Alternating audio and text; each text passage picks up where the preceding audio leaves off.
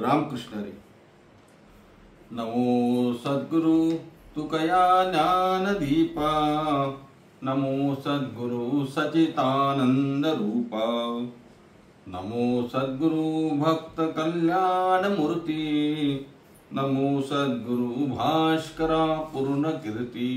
जगद्गुरु तुकाराम महाराज की जय. श्री तुकोबारायांच्या 375व्या म्हणजे त्रिशतकोत्तर अमृत महोत्सव कशाचा हो? वैकुंठ गमनाचा. श्री तुकोबाराय वैकुंठ गमन 375वा सोहळा किंवा त्रिशतकोत्तर अमृत महोत्सव वैकुंठ गमन सोहळा. तुकाराम बीजच्या पर्वावरती हा 375वा सोहळा तुकोबारायांचा चालू आहे आणि त्यानिमित्तानं आपण करत असलेली ही सेवा श्री तुकोबाराय चरित्र ही मालिका आणि त्यातला आजचा हा 3रा भाग.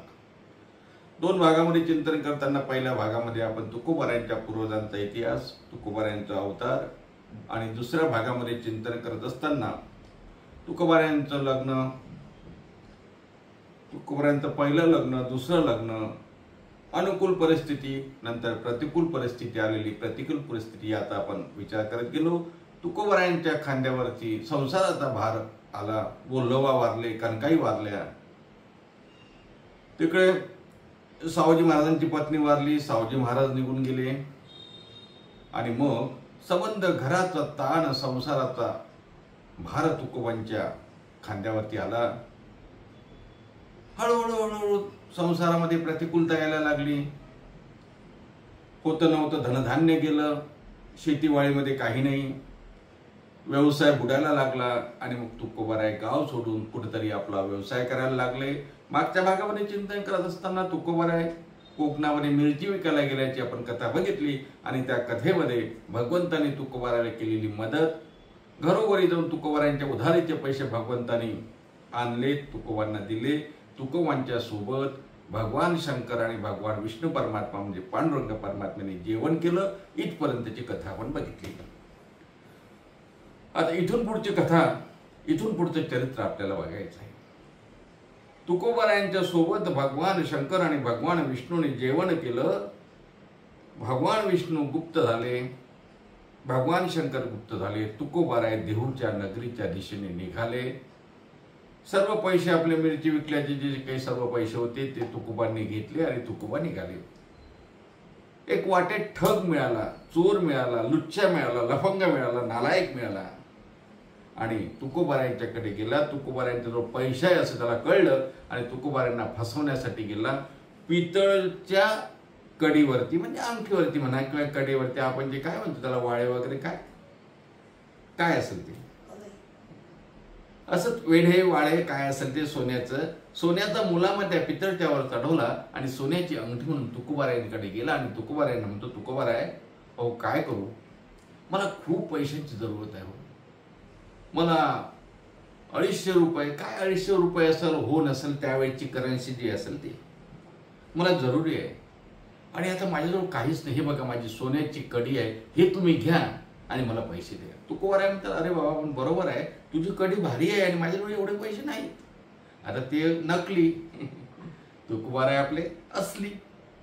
तुकोबाराय तर बाबा माझ्याजवळ पैसे तो आहे तेवढे द्या ना, नंतरच्या नंतर बघू, कारण मला खूप नड पडली आहे. तुकोबाराय म्हटले ठीक आहे बाबा घे, माझ्याजवळ एवढे आहे, एवढे घे आणि कडी घेऊन घरी आले. देहूकडे आले आणि तुकोबारायांची वाट बघतच बसले होते लोक, कारण उधारी वसूल करायची होती ना.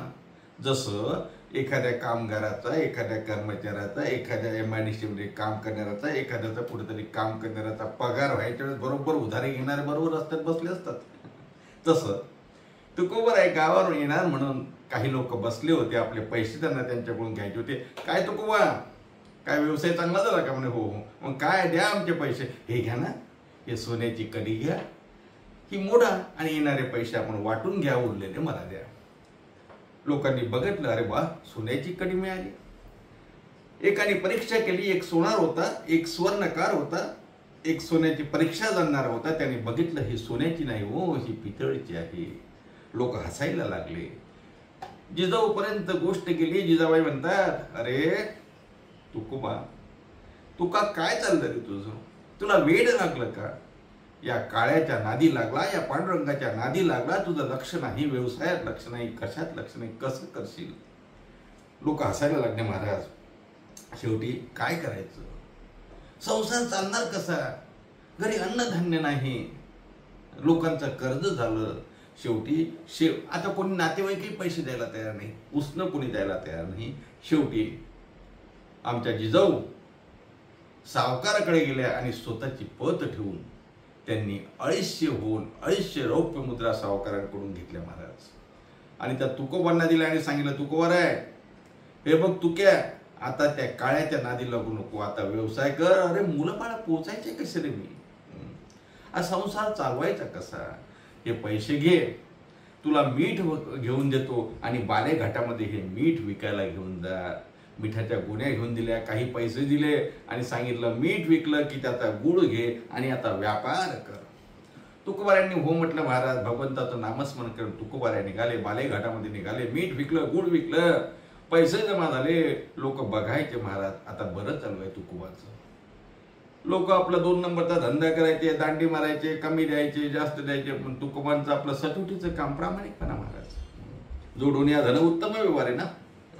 आणि मग तुकोबारे आपला व्यवसाय करत असताना काय झालं? तुकोबांचा सर्व माल विकला गेला, पैसे जमा झाले, काय असेल ते. आणि मग तिथे एक ब्राह्मण आला, ज्याच्या गळ्यामध्ये नांगर अडकवला होता. शोक करत होता, ओरडत होता, लोकांना मदतीची अपेक्षा करून मदतीचा हात पुढे, मला मदत करा, मदत करा म्हणून विनवणी करत होता, याचना करत होता. कोणीही मदत करायला तयार नव्हतं. तुकोबारायांना दया आली, करुणा आली. आणि तुकोबारा, तर काय झालं हो ब्राह्मण बुवा? म्हणजे महाराज असं आहे, 300 रुपये मी एका जवळून घेतले होते, त्यातले 50 दिले, 250 रुपये माझ्याने काही केले, फेडल्या जात नाही हो, मला कोणी पैसा देत नाही, काय करू मी? त्याने मला शिक्षा दिली, दंड दिला, माझा परिवार सुद्धा माझ्यासोबतचा फिरतो आहे, काय करू मी? मला मदत करता आली तर जरूर करा. तुकोबारा तर करतो ना. तुकोबारांनी होते नव्हते सर्व पैसे त्याला 250 रुपये दिले, 250 रुपये दिले. त्या ब्राह्मणाला घरी नेलं, त्याला आंघोळ घातली महाराज, आंघोळ घातली, त्याला पैसे दिले आणि वरून सांगितलं, तुझं काय असेल ते तू देणं घेणं कंप्लीट कर आणि वरून हे पैसे उरलेले माझ्याजवळचे पैसे घे, ब्राह्मण भोजन घाल. 10 ब्राह्मणांना त्या ठिकाणी तुकोबारांनी जेवण दिलं, ब्राह्मणांनी आशीर्वाद दिला महाराज. पण इकडे देवाला काळजी पडली, पंढरीनाथाला. करायचं काय म्हणे, काय करायचं? हा तुकोबा जर असंच करायला लागला, याचं जर लक्षच नाही व्यवसायामध्ये, आणि तिकडे भीती तर ही होती देवाला, कोणाला? पांडुरंगाला. कोणाची? जिजाऊची, आवलीची भीती, तुकोबारायांच्या धर्मपत्नीची भीती होती देवाला, की ही धर्मपत्नी आता काय करेल. हिनं स्वतःची पत लावून कर्ज काढलं आणि ते कर्ज फेडण्याच्या ऐवजी तुकोबारांनी इकडे या ब्राह्मणाला दान केलं. कसं करायचं, काय करायचं? देवाला काळजी पडली महाराज. तुकोबाराला तर काहीच काळजी नाही, कारण तुकोबारांनी आपला सर्व भार देवावरती टाकला महाराज. काय करावं? तुका म्हणे माझे, तुम्हा संतावरी ओझे, संतावर ओझ, देवावर ओझ, तुकोबारांचं ओझ. तुकाराम महाराज म्हणतात, माझं ओझ देवावर मी टाकलं. आणि मग देवावरती ओझ टाकल्यावरती तुकोबारांना काही भीतीच नाही राहिली कशाची, तुकोबारांना काळजीच नाही, फक्त विठ्ठलाचं नामस्मरण, विठ्ठल विठ्ठल विठ्ठल विठ्ठल विठ्ठल विठ्ठल विठ्ठल. आणि मग जिजामातेला काय तोंड दाखवावं, तुकोबारांची काय हालत जिजाबाई करतील, अशी चिंता भगवंताला लागली. तुकोबाराय देहूकडे गेले, देहूला पोचायच्या अगोदर बाहेरच थांबले, कारण करायचं काय, मंदिरातच थांबले. कारण घरी गेलं तर जिजाऊला पैसे कुठून देऊ, कारण जिजाऊनं आपली पत गहाण ठेवून महाराज पैसे आणले होते ना. पण त्या अगोदर असा पोचला ना आमचा पंढरपूरचा पांडुरंग, पोचला, तुकोबाचं रूप घेतलं आणि ज्या ज्या सावकाराकडून जिजाऊने पैसे घेतले त्याचे पैसे घेतले आणि आपले कागदपत्र वापस घेतले महाराज. वापस घेतले ते घेतले, तुकोबारायांचं रूप घेऊन देवाने वापस घेतले. आणि पण आता जिजामातेजवळ नेऊन द्यायचं आहे तर मग कसं द्यायचं? जिजामातेजवळ नेऊन द्यायचं तर कसं द्यायचं? त्या सावकाराला सांगितलं, एक काम करा, हे तुमचे पैसे घ्या, खतावर वापस द्या, काय असेल कागदपत्र दे आणि ह्या 5 ओन आहेत ना ह्या जिजाऊला नेऊन द्या. सावकार बोलला तुकोबा तुम्ही द्या ना तुका सेठ. मला का नाही नाही मी देत नाही म्हणजे तुम्ही जा, कारण जिजाऊ माझ्यावर रागावतील असं कोण म्हणते? तुकोबारायाच्या रूपामध्ये असलेले देव म्हणतात. शेवटी सावकार गेले, जिजाबाईला ते कागदपत्र दिले, पैसे मिळाले म्हणे, तुमच्या पतीनं पैसे दिले आणि तुमच्यासाठी सुद्धा हे पैसे दिले. जिजाऊ म्हणतात तो आहे कुठं तुक्या?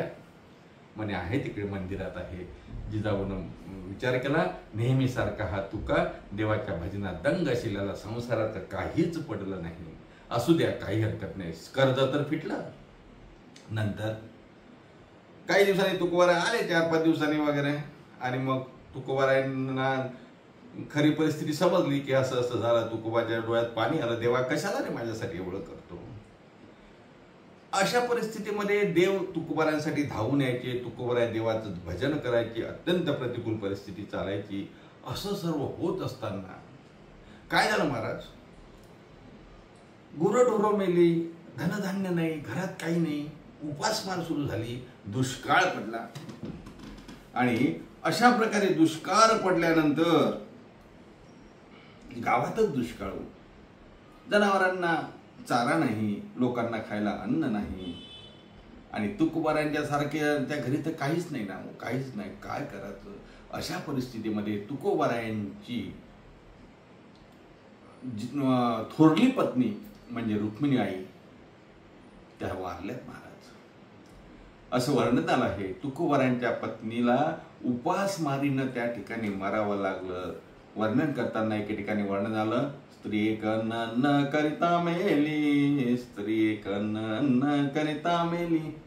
दुष्काळ पडला, तुकोबारायांची पत्नी वारली, तुकोबारायांची पत्नी वारली महाराज. पुढे जाऊन तुकोबारायांचा संतोबा नावाचा लाडका मुलगा सुद्धा वारला. तुकोबांना कमालीचं वैराग्य निर्माण झालं. या संसाराचा तुकोबांना वीट यायला लागला. या तुकोबांना या प्रपंचाचा वीट यायला लागला, संसाराचा कंटाळा यायला लागला. या संसारात धिक आहे, हा फलकट आहे, हा हलकट आहे. तुकोबांच्या लक्षात आलं. तुकोबांचा आणखी संसारातून मन निघायला लागलं महाराज. काय सांगावं? तुकोबाराय म्हणतात, दुष्काळ पडला, बरं झालं, बरे झाले देवा निघाले दिवाळे.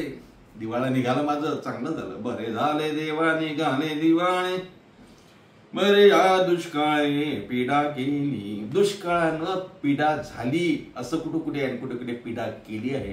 तुकाराम महाराज म्हणतात, मला पीडा झाला, माझं दुःख झालं, माझी बायको गेली, माझा मुलगा गेला, माझं शेती गेली, माझी वाळी गेली, माझा व्यवसाय गेला, चांगलं झालं. बरे झाले देवा निघाले दिवाळे. वैराग्य निर्माण झालं महाराज. आणि वैराग्य निर्माण झालं. तुकोबाराय म्हणतात, माझी बायको पण कर्कश आहे, असू दे. बरे झाले देवा बाईला कर्कशा. जिजाबाई कर्कशा होत्या महाराज, म्हणजे तुकोबावर ओरडायच्या. तुकाराम म्हणतात, बरं झालं कर्कशा बायको मिळाली, बरं झालं माझा मानपान गेला, कारण मी त्या विरक्तीनं देवाकडे लागलो. अशा या प्रतिकूल परिस्थितीमध्ये तुकोबाराय जगत असताना महाराज संसारावाटं तुकोबारायांचं मन निघालं. हा संसार फलकट आहे असं वाटायला लागलं, हा नाशिवंत आहे हे समजलं, संसारामध्ये काहीच नाही असं समजलं, हा संसार कडू आहे आणि परमार्थ हा गोड आहे. ही ज्ञानोबा माऊलींची ओवी सुद्धा तुकोबारायांच्या लक्षात आली. तुकोबारायांना माऊलींची ओवी आठवली असावी. विषय विषयाचा प्रतिपाडू गोड परमार्थ वाटे कडू, कडू विषय तो गोडू जीवाशी झाला. कडू विषय गोड लागतो आणि पण खऱ्या अर्थानं तो कडू असतो ना. तुकोबारायांच्या लक्षात आलं. तुकोबारायांचं मन या विषयापासून दूर गेलं. अगोदरच गेलं होतं, आता तर पूर्ण दूरच गेलं महाराज.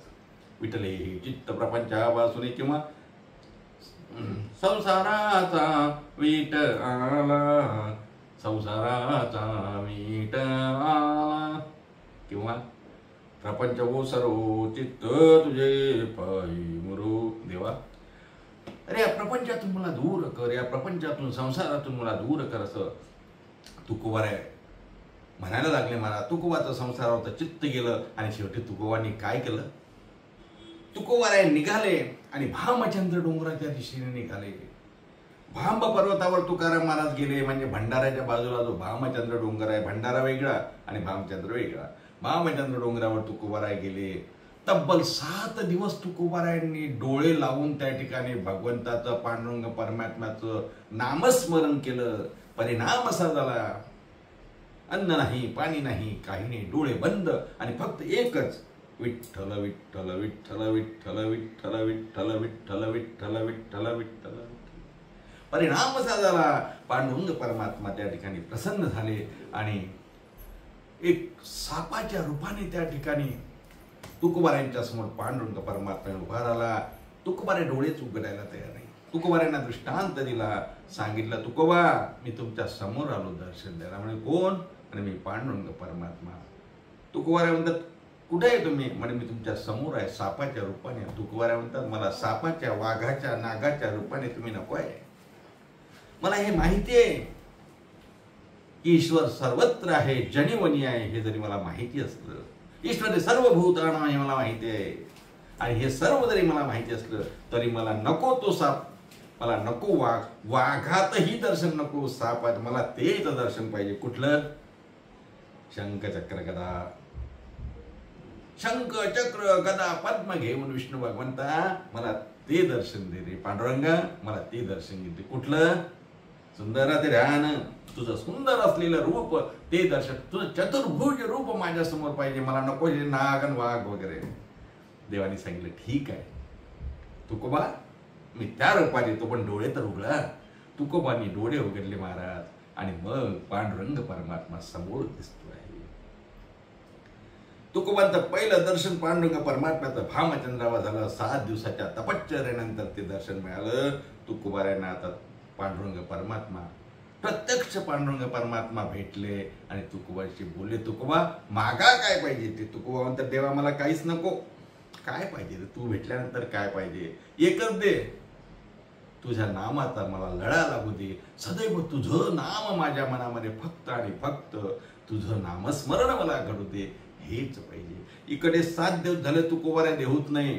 तुकोबारांचे धाकटे बंधू कान्हैया महाराज चिंतातूर झाले. जिजाऊ चिंतातूर झाल्या, कुठे गेला हा तुका? मग कान्हैया महाराज निघाले.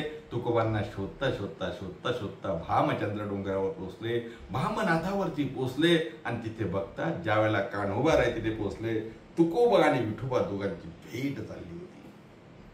कान्हैया महाराजांनी देवाचे पाय पकडले, तुकोबांचे पाय पकडले. काहीही न करता मला भगवंता तुमचं दर्शन झालं, माझ्या भावामुळे, तुकोबांमुळे मला दर्शन झालं, विनाश्रायास मला तुमचं दर्शन झालं. कान्हैया महाराजांच्या डोळ्यातून टप टप पाणी यायला लागलं.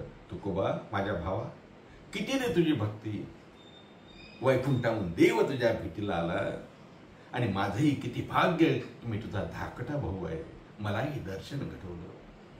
झालं, तिथे दर्शन झालं. कान्हैया महाराजांनी तिथे देवाच्या पादुका स्थापन केल्या आणि मग देहू नगरीला आपल्या भावांना घेऊन आले.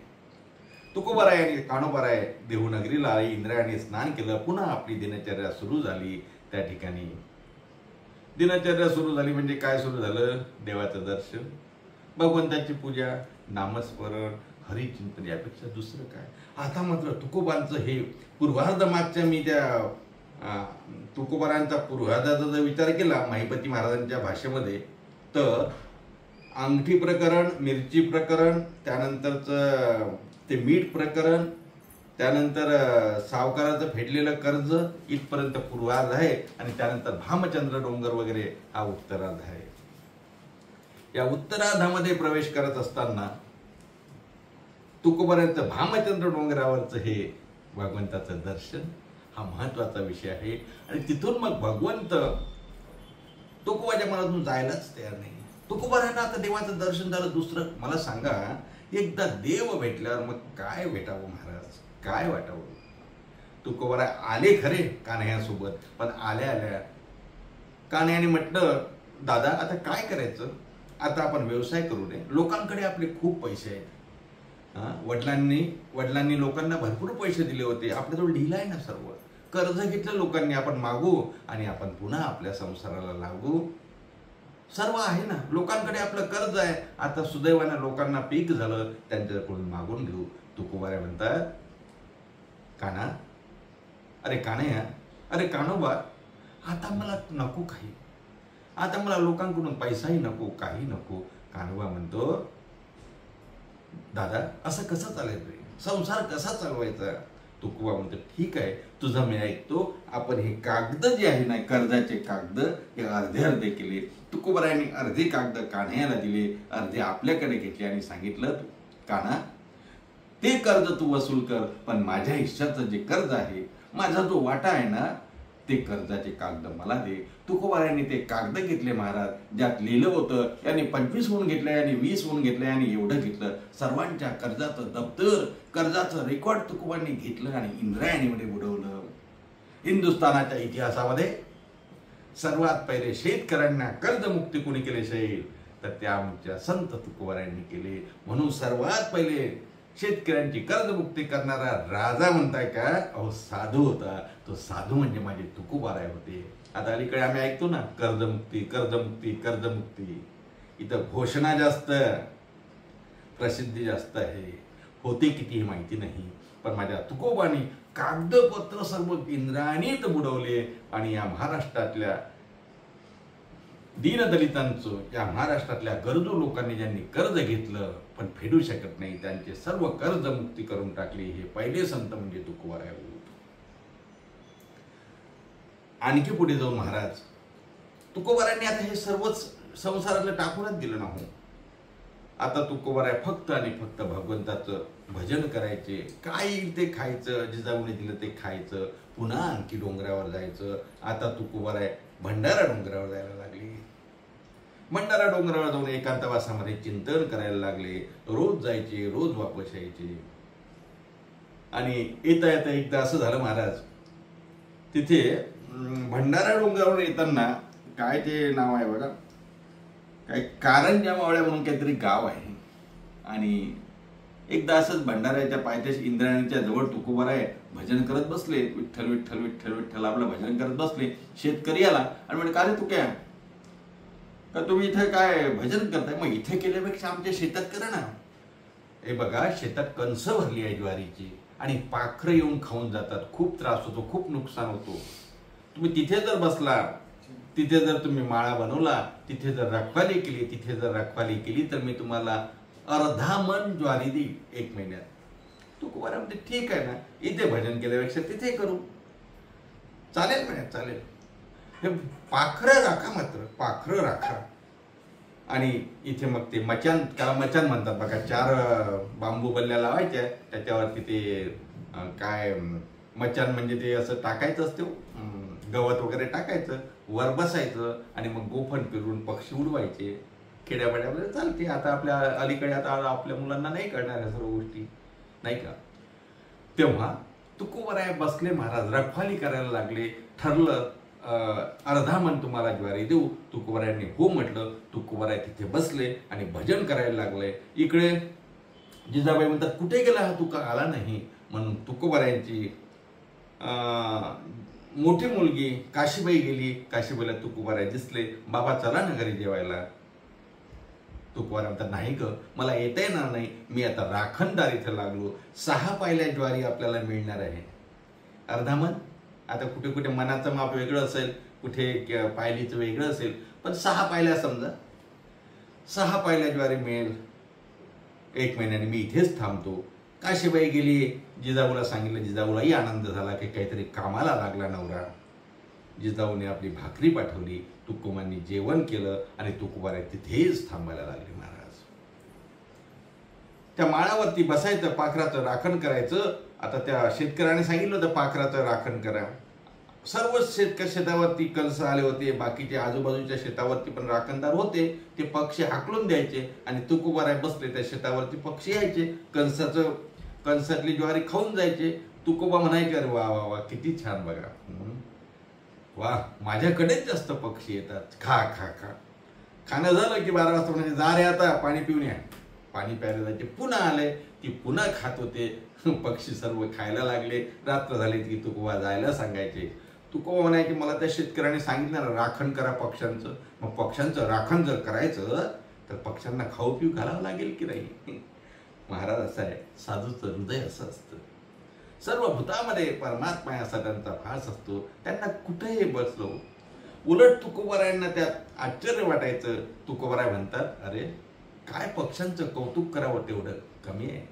येतात, जेवढं लागतं तेवढं खातात आणि निघून जातात. सोबत काही नेत सुद्धा नाही. माणसं मात्र इथेही खातात, घरी घेऊन जातात, पुढचीही सोय करून ठेवतात, नाही का? पक्षी उतरती अंगणी, अभंग आहे ना महाराजांचा. पक्षी उतरती अंगणी, अंगणामध्ये पक्षी उतरतात, दाणे टिपतात, खातात, निघून जातात. सोबत नेतात का? नाही.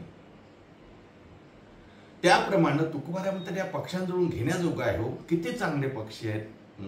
फक्त लागलं तेवढं खातात. झालं महाराज. 1 महिन्याचा काळ असाच गेला. शेतामध्ये कणसामध्ये एकही दाणा राहिला नाही. सर्व पक्ष्यांनी खाऊन घेतला. आणि नंतर तो शेतकरी आला. आजूबाजूच्या शेतकऱ्यांचं शेत बघतो, चांगल्या दाण्याने कणस भरलेले आहेत. आणि इथे बघतो तर काहीच नाही. भयंकर संतापला महाराज. कारण आला त्यावेळेस तुकोबाराय भजन करत होते ना. तुकोबांचं कुठं लक्ष होते? सर्व पाखरं खात होते. खूप चिडला, खूप शिव्या द्यायला लागला. तुकोबारायांना आडाओरड करायला लागला. तुम्हाला फसवलं, तुम्हाला डुबवलं, तुम्हाला बुडवलं. चल तुझी पंचायत लावतो. गावात पंचायत लावली. कुलकर्णी पाटील सर्व गावचे जमले आणि त्या शेतकऱ्यांनी सांगितलं, या तुका शेटला, या तुकाला, या तुकारामाला मी या ठिकाणी रखवालदार ठेवलं होतं. अशी बोलणी झाली होती, पण यांनी माझं शेत उद्ध्वस्त केलं. पाटील कुलकर्णी विचारतात, हो तुका सेठ बरोबर आहे का? तुकारामा बरोबर आहे का? साधुबा बरोबर आहे का? तुकाराम मला म्हणतात, बरोबर आहे, बरोबर आहे. शेतकरी बुवा जे सांगतात ते बरोबर आहे. त्यांनी मला रखवालदार म्हणून ठेवलं. अरे मग असं करतात का? त्यांनी मला सांगितलं होतं पाखरं राखा. मी पाखरं राखली. आता पाखरं राखायची म्हटलं तर त्यांना खायला प्यायला हवं की नाही? लोक हसायला लागली. लोकांनी सांगितलं, तुकोबा असं नसते रे बाबा. तुकोबा म्हणतात, आता काय करायचं? म्हणे घर लिहून द्या तुमचं नावाने. शेवटी शेतकऱ्यांच्या नावाने आपलं घर लिहून दिलं. पण गंमत अशी झाली की पंचमंडळी म्हणे, जरा शेतात तर जाऊन बघू काय. शेतात बघायला गेली महाराज, तर आजूबाजूच्या शेतापेक्षा दुप्पट असं पीक दिसते आहे. कणस भरली, पूर्ण भरली कणस. आणि दुसऱ्याच्या शेतापेक्षाही डबल ट्रिपल त्या ठिकाणी कणस भरल्याचं दिसतं. सर्वांना नवल वाटलं, काय झालंय म्हणे. काही दिवसातच ज्वारी काढली महाराज. 10 पट ज्वारी जास्त झाली, इतरांना झाली त्यापेक्षा. आणि मग गावचे पंच म्हणतात की अरे ही ज्वारी तुझी जेवढी 2 खंड्या व्हायची होती तेवढी तू घे, बाकीची तुको पाडणारे. तुकाराम महाराज ते मानत नाही. तुकाराम महाराज म्हणतात, माझी 6 पायल्याच ठरली होती, अर्धामण ठरली होती, तेवढीच द्या. का सांगतोय महाराज? तुकोबारायांनी आसक्ती नाही. छळ केला कोणीतरी चालेल. आपलं लक्ष कोणी निंदा, कोणी वंदा, अशा टाईप होतो. मान नाही, अपमान नाही. तथा मान अपमान. आपण 12व्या अध्यायाचं चिंतन करताना बघितलं ना, त्यांना मानही नाही, त्यांना अपमानही काहीच नाही. तुकोबाराय म्हणतात, मला माझी 6 पायल्या द्या, बाकी तुमचं तुम्ही घ्या. अर्थात भगवंताने तुकोबारायांच्या संकटामध्ये धावून येऊन तुकोबारायांचा संसार अनुकूल करण्याचा प्रयत्न केला. पण तुकोबाराय मात्र त्याला सुद्धा भुलले नाही. तुकोबाराय पुन्हा आणखी जोमानं भगवंताचं भजन करायला लागले. तुकोबाराय पुन्हा आणखी भंडारावरती जायला लागले. भंडारा डोंगरावर जाऊन दिवस तास फक्त आणि फक्त भजन करायचे. कशासाठी? कारण भंडारा डोंगरावरती एकांत होता. गावात राहिलं की लोक यायचे ना. हो, तुकाराम महाराज म्हणायचे, नका मदपाशी वधू प्रपंचाच्या गोष्टी. संसारात बोलू नका हो. नुसतं आपलं बोलणं काय असते? मुलीचं लग्न झालं काय, मुलगा कसा मिळाला, नोकरी लागली काय, किती शेतात पिकलं, कापूस किती झाला, ज्वारी किती झाली, ऊस किती झाला, पगार किती वाढला, याशिवाय दुसरं बोलणंच नाही ना. आणि आपण संतांजवळ गेलो, देवाजवळ गेलो तरी तेच असते आपलं, वाढावे संतान. देवाजवळ गेलो तर आपली यादीच असते मागायची. संताजवळ गेलो तरी पाया पडले, आम्हाला आशीर्वाद द्या. अरे काय आशीर्वाद पाहिजे तुम्हाला? मुलांचं चांगलं होऊ द्या, मुलींचं चांगलं होऊ द्या, घर होऊ द्या, दार होऊ द्या. आमचं मागणं हेच आहे. पण तुकोबाराय म्हणतात, नका मदपाशी वधू प्रपंचाच्या गोष्टी. आणि मग अशा प्रकारे लोक येऊन छळ करतात, विचारतात. आणि मग आपल्या भजनामध्ये त्या ठिकाणी अडथळा होतो. म्हणून तुकोबाराय भंडारावर जायचे. भंडारावर त्या ठिकाणी भगवंताचं भजन करायचे. भंडारावरची पण आणखी कथा आहे, आपल्याला ती पण कथा बघायची. ती कथा आपण आता या तुकोबांच्या जीवनाचा चरित्राचा उत्तरार्ध सुरू झाला. पूर्वार्धामध्ये काय झालं आपल्याला माहिती आहे. 18व्या वर्षी काय झालं? 17व्या वर्षी तुकोबारायांची माता पिता गेले वैकुंठाला. कोण? बोल्लोबा महाराज आणि कनकाई माता गेले. 18व्या वर्षी सावजीची पत्नी वारली आणि सावजी महाराज तीर्थाटनाला गेले. 20व्या वर्षी तुकोबारायांची पहिली पत्नी रुक्मिणी माता आणि संतोबा यांचाही त्या ठिकाणी हेही वारले, हेही वैकुंठाला गेले. आणि मग 21व्या वर्षी तुकोबारायांचं दिवाळा निघालं. इथपर्यंतचं चरित्र जे तुकोबारायांच्याला पूर्वार्ध म्हणा. आणि आज आपण जे चरित्र तुकोबांचं चालू केलं कुठून? भामनाथ डोंगरापासून, भामचंद्र डोंगरापासून त्या चरित्राला, तुकोबारायांच्या चरित्र आता उत्तरार्ध असं म्हणता येईल. आणि ह्या उत्तरार्धातल्याच कथा आपण ऐकतो आहोत. तुकोबाच्या जीवनाचे 2 जर भाग केले तर हा दुसरा भाग आपला चालू आहे. आणि या दुसऱ्या भागामधलं भामचंद्र डोंगरावरून तुकोबारायांची चालू झालेली अनुष्ठान आणि भंडारा डोंगराकडे तुकोबाराय गेले. भंडाऱ्यावरचं तुकोबारायांचं आणखी थोडं चरित्र बघू आणि पुन्हा आणखी जेवढं आपल्याला चिंतन करता येईल चरित्राचं तेवढं चिंतन करू. आज तुर्तास इथेच थांबू. पुन्हा भेटूया पुढच्या भागामध्ये श्री तुकोबाराय चरित्र भाग 4 मध्ये. तोपर्यंत सर्वांना रामकृष्ण हरी. तुकोबारायांचं भजन करूयात.